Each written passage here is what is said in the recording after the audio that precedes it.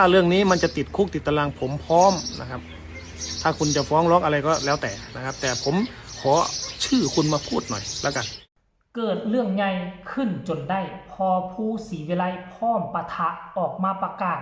ถ้าหากว่ามันจะติดคุกติดตารางเพราะเรื่องนี้พอผู้กับวิญญาณพร้อมท่าซนมากล่าวหากันแบบนี้ได้จังใดทักทายสบายดี FC แฟนคลับทุกท่านที่เคารพและนับถือเป็นอย่างสูงมาพบมาพ่อกันค่อยคำยามแรงท่านผู้ชม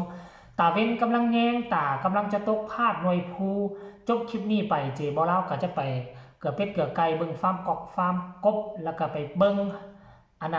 ส่วนพักย่อมของเจบอเล่าอยู่เจคอกเป็ดคอกไก่แต่ก่อนจะไปเคลื่อนไหวเรื่องนั้นเจบอเล่ามีเรื่องลาวที่น่าตื่นตระหนกตกใจบ่คิดบ่ฝันว่าคนเนิบคนใจเย็นมามื้อนี้จะระเบิดระบายอารมณ์ขึ้นมาบอกว่าพร้อมท่าซนฝากไปถึงบุคคลดังกล่าวที่มาคอมเมนต์แบบลักษณะคือใส่ให้ป้ายสีพอผู้ศรีวิไลเรื่องเล่ามันจะเป็นไปเป็นมาเจบ่เล่าจะอธิบายสู่ฟังกันแล้วกันเนื่องด้วยว่าพอผู้ศรีวิไลได้ออกมาโพสต์เคลื่อนไหวว่าถึงแฮกเกอร์ชาวอินเดียเป็นผู้แฮกไป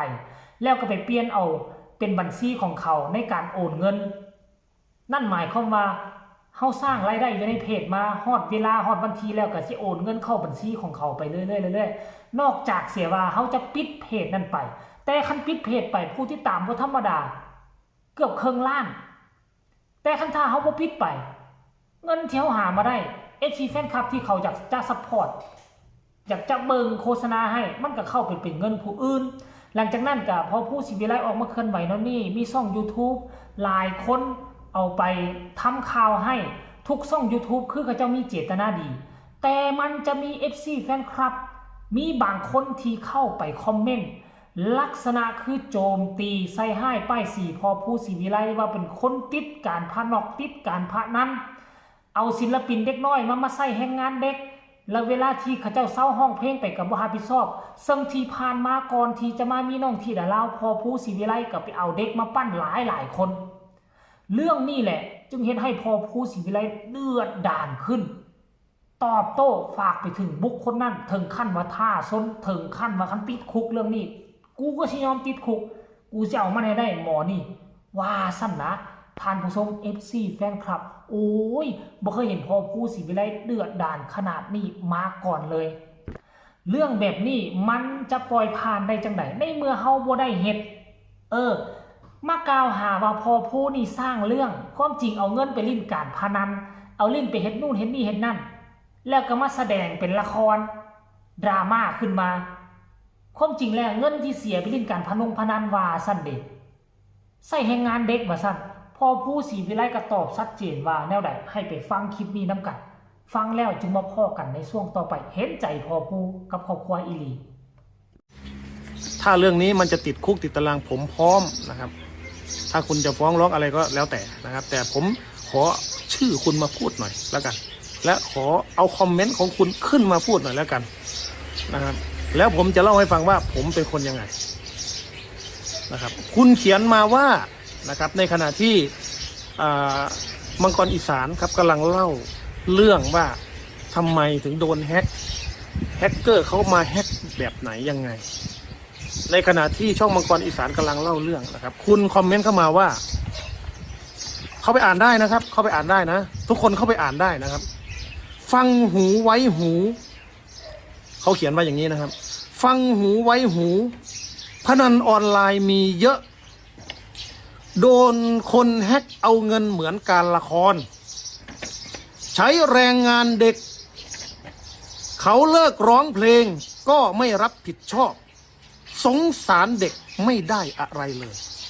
ไม่มีขาดหล่นแม้แต่อักษรเดียวสระเดียวก็ไม่ตกหล่นนะครับนี่คือคำพูดของเขานะครับนี่คือคำพูดของเขาที่ผมแกะออกมาเรียบร้อยนะครับฟังนะก็ชายแดนฟังผู้ศรีวิไลคนนี้จะพูดนะครับ1เราบ่เคยกินบ่เคยแตะต้อง2ยาสูบบ่เคยสูบบ่เคยแตะต้อง3การพนันบ่เคยเล่นบ่เคยหูนะครับไม่เคยรู้เลย ไม่เคยรู้จักครับเอาน้องมาปั้นเอาน้องมาสร้างเอามาในฐานะลูกแล้วไม่รู้ด้วยซ้ำว่าจะดังหรือเปล่าถ้ากออีสานนะกอชายถ้ากอชายแดนนะถ้าคุณมึงรู้ขนาดนั้นนะคุณมึงหามาปั้นหน่อยนะครับหามาปั้นหน่อยหามาสร้างหน่อยผมลงทุนนะครับเงินแต่ละบาทแต่ละสตังค์ครับไปจ้างทำดนตรีแล้วมันมีหลายคนนะที่บอกว่าคุณพูดอย่างนั้นไม่ได้เขาทำดนตรีเขาก็เห็นเขายิ้มชื่นมื่นเขาทำดนตรีแต่รับจ้างนะครับผมต้องจ้างนะครับไม่จ้างก็ไม่มีใครทำให้หรอกในโลกนี้เนี่ยเอาแม่มีบ่ครับมีใครใจดีมาทำให้ฟรีไหมที่ผมพูดไม่มีครับไม่มีหรอกนะครับถ้าทำฟรีก็เฮ็ดมาลองกองแกงเฮ็ดพอมันเร็วๆไปนะครับก็ชายแดน7124คุณฟังไว้เห็นบ่เคยเห็นพ่อผู้ศรีวิไลเดือดดาลขนาดนี้มาก่อนแล้วบุคคลคนนี้เขาเจ้าคอมเมนต์แล้วใดเดี๋ยวเจบ่เล่าสิอ่านคืนก็แล้วกันท่านผู้ชม FC แฟนคลับโอ้โหเบิ่งเด้อฟังดีๆคนนี้คอมเมนต์ว่าฟังหูไว้หูพนันออนไลน์มีเยอะโดนแฮกเกอร์เอาเงินเหมือนการละครเห็นว่าเหมือนการละครใช้แรงงานเด็กเขาเลิกร้องเพลงก็ไม่รับผิดชอบอะไรสงสารเด็ก